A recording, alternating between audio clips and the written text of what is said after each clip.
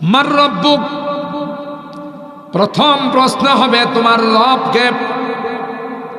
জবাব দেবে রব্বি আল্লাহ, আমার রব আর কেউ নয়, আমার রব হলেন আল্লাহ।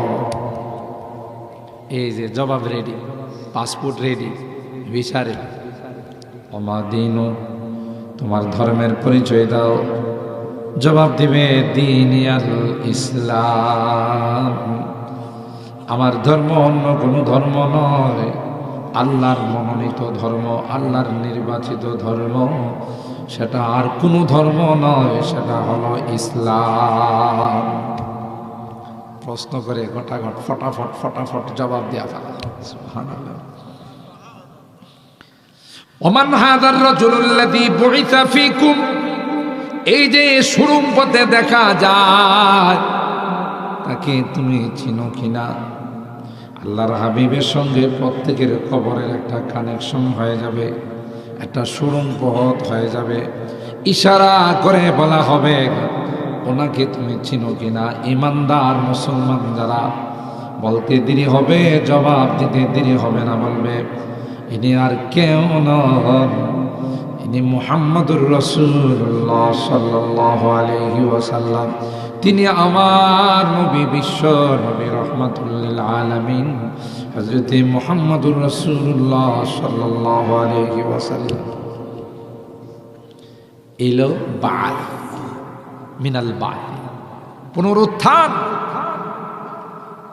দ্বিতীয়বার আল্লাহ জিন্দা করবে, আমরা ইমানদার হিসাবে সেটা মানি।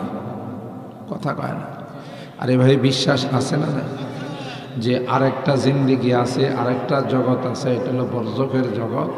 ওখানে গেলে আল্লাহ তাআলা পুনরায় আমাদেরকে জিন্দা করবেন, অর্থাৎ দেহের মধ্যে রূহটা দিবেন, দিয়ে আমাদেরকে আল্লাহ তাআলা এই প্রশ্নগুলো ফেরেশতার মাধ্যমে করাবেন।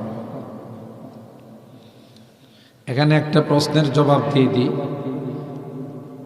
সেটা হলো অনেকেই প্রশ্ন করতে পারে যে কবরের মধ্যে সুখ শান্তি, শাস্তি, কষ্ট, এই যে হুজুররা মাহফিলে বয়ান করে, কোরআন হাদিসের কথা কয়, এই সমস্ত অযৌক্তিক কথা বলে তো চলবে না।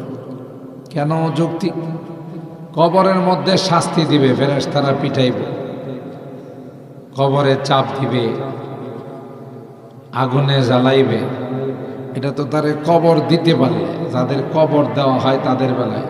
যারে জঙ্গলের বাঘে খেয়ে এলো, সুন্দরবনের বাঘে খেয়ে ফেলাইছে, কথা কয় না। কুমিরে খায়া ফেলাইছে, লঞ্চ ডুবিতে লাশ ডুইবাজে কোন জায়গায় গেছে কোন খোঁজখবর নাই, মাছে খায়া ফেলাইছে। এরকমের ঘটনা ঘটে না?